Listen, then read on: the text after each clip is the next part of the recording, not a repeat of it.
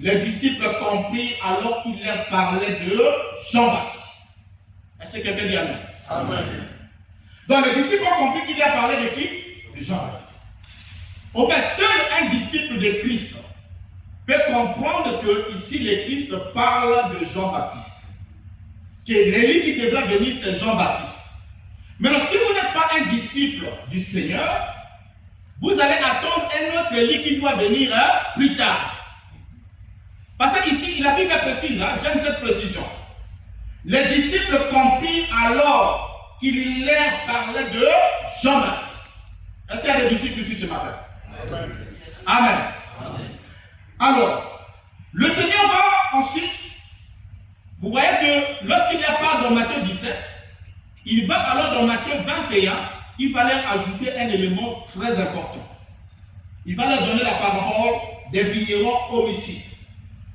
Cette parabole qu'il leur donne, c'était dans le but de circoncire le bornage spatio-temporel de la réalisation de la prophétie de Malachie.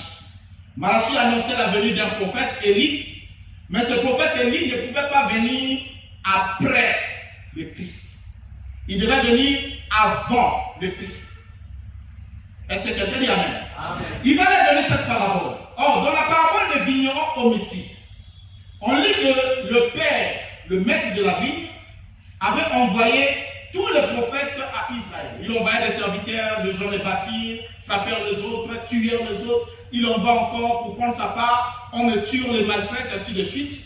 Et quand le Seigneur arrive au verset 37, il dit, Matthieu 21, verset 37, enfin, il envoya vers eux son fils en disant, ils auront du respect pour mon fils. Et c'est très important lorsque nous lisons ce passage, quand le Seigneur introduit ce verset, l'envoi du fils par le mot enfin.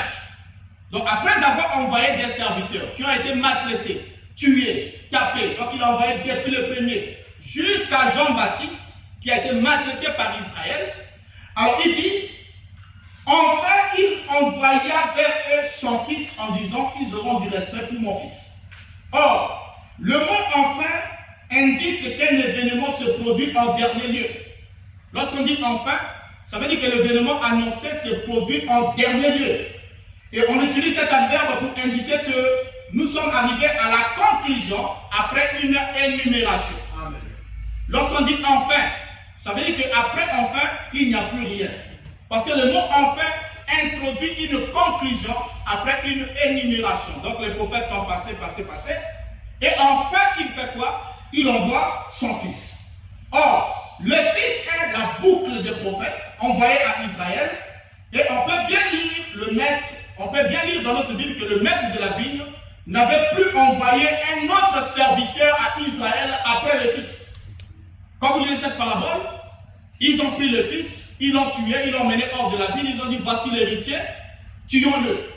Et l'héritier, vous savez que c'est le Seigneur, parce qu'il est l'héritier de toutes choses. Amen. Ils ont pris le Christ, ils l'ont mené hors de la ville de Jérusalem, tout comme eux aussi ils l'ont pris, ils l'ont mené hors de la ville, ils l'ont tué. Maintenant le Seigneur va poser la question.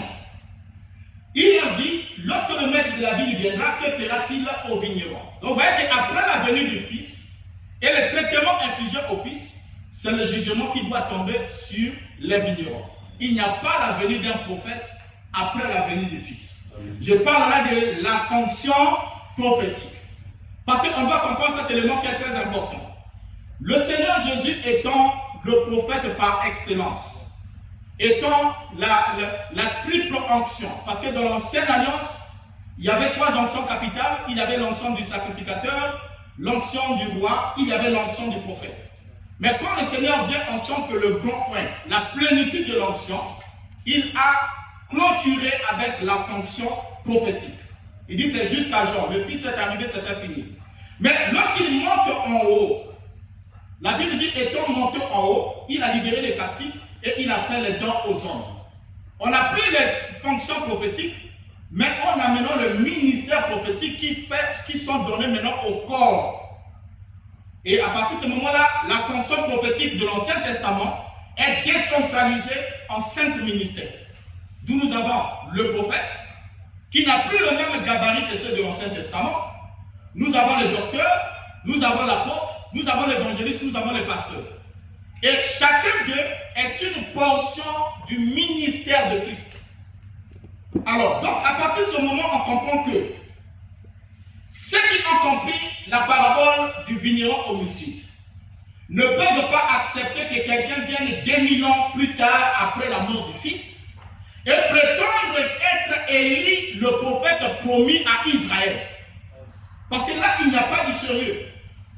Donc quelqu'un qui vient 2000 ans après le Christ, il vient nous dire, je suis Élie, le prophète qui a été promis à Israël. 1. Nous ne sommes pas Israël, descendants biologiques d'Abraham. 2. Élie est envoyé vers le peuple qui devait se souvenir de la loi. 3. Si Élie n'est pas reconnu, n'est pas reçu, le pays où il a été envoyé doit être frappé d'interdit. Et 4. Le Seigneur nous a dit, Élie est venu, ils l'ont traité comme ils ont voulu, ils l'ont tué, ils ne l'ont pas reçu. Quelle était la conséquence? En l'an 70, l'armée romaine est venue et il a jugé Jérusalem. La ville a été détruite, ils ont été dévoués par interdit. Israël a été détruit, c'était la fin du sacerdoce, la fin du temple, la fin de tous ces éléments-là. C'était fini. Pourquoi? Parce que tout Malachie chapitre 4 devait s'accomplir. Et le verset 6, où Dieu lui a dit, de peur que je ne vienne frapper le pays d'interdit. Israël a été frappé d'interdit en l'an 70. Maintenant, est-ce qu'on doit encore vouloir, nous les gens de nation, qu'un prophète qui a été promis dans l'Ancien Testament par un prophète juif à un peuple juif qui était sous l'alliance de la loi, qui devait se souvenir de l'alliance et de l'horaire. Et nous, quand même, on chante aujourd'hui, on dit non, Dieu nous a envoyé Élie le prophète. Au fait, en ce moment-là, on démontre qu'on ne sait pas dans quelle alliance nous nous trouvons. On ne sait pas à quel peuple nous appartenons. Au fait, nous ne nous connaissons pas. On a d'abord une crise d'identité, on ne sait pas qui nous sommes. Et alors, on veut prendre une position qui n'est pas la nôtre. Et là, dans l'économie de Dieu, Dieu ne traite pas avec ça. C'est comme aujourd'hui, lorsque vous sortez de la rue, même si vous avez 1 milliard de l'ancienne monnaie qu'on avait ici, le Zaïre, n'est-ce pas? Mais vous allez les présenter à qui que ce soit, mais ça n'a pas de valeur. Quel que soit le montant, ça n'a pas de valeur. Pourquoi? Parce que c'est une monnaie qui appartient à une dispensation passée, qui est désuète, qui est obsolète, qui n'est plus utile. Maintenant, lorsque nous continuons avec notre Bible, on va se rendre compte que quand on arrive dans Hébreux 1, verset 1er à 2, la Bible nous dit précisément, après avoir autrefois, à plusieurs reprises et de plusieurs manières, parlé à nos pères par les prophètes. Vous voyez bien ici ce verset, j'aime la précision de la Bible. Ce verset est écrit au passé composé. Et je crois que nous sommes passés sur le banc de l'école, on nous a appris ce qu'est ça le passé composé, le temps de verbe. Je regrette pour ceux qui n'ont peut-être pas assimilé cette notion, mais on nous a appris à l'école que le passé composé, c'est un temps de verbe qui parle d'une action qui s'est accomplie dans le passé et qui ne se déroule pas pendant que le narrateur parle. Donc, quand je dis « j'ai été », ça veut dire qu'au moment où je parle, je ne suis plus à cet endroit. Parler à nos pères par les prophètes. Donc, c'est après avoir. Donc, ça veut dire que Dieu ne parle plus à nos pères par les prophètes. Et la Bible continue à dire Dieu, dans ces derniers temps, nous a parlé par le Fils, qu'il a établi héritier de toutes choses par lesquelles il a aussi. Et là aussi, ce qui est inquiétant, c'est quoi? C'est que là aussi, il y a le passé composé. Pas Dieu nous parle par le Fils, mais Dieu nous a parlé par le Fils. Est-ce que ça va? Ça marche, non? Oui. Bien. Il nous a parlé par le Fils. Donc ça veut dire que pendant qu'on écrit, l'écrivain est en train d'écrire ici, en l'an 60 ou 66, Dieu ne parle plus par le Fils. Alors, Dieu a parlé au Père hébreu de plusieurs reprises à plusieurs manières par le prophète, et après cela, il leur parla aussi par le Fils. Or, le Fils par lequel Dieu a parlé a transféré sa parole à ses serviteurs. Dans Jean chapitre 17, le verset 8, il a dit, car je leur ai donné les paroles que tu m'as données. Je leur ai donné.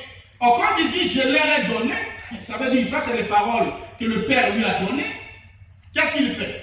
Il donne ses paroles aux disciples. Et il précise, il dit, je leur ai donné les paroles que tu m'as données. Et ils les ont reçues. S'il a déjà donné aux disciples, aux apôtres, les paroles que le Père lui a données, est-ce qu'il a encore ces paroles? Hein? Est-ce qu'il les a encore? Est-ce qu'il les a encore? Bon, on va comprendre avec les Écritures.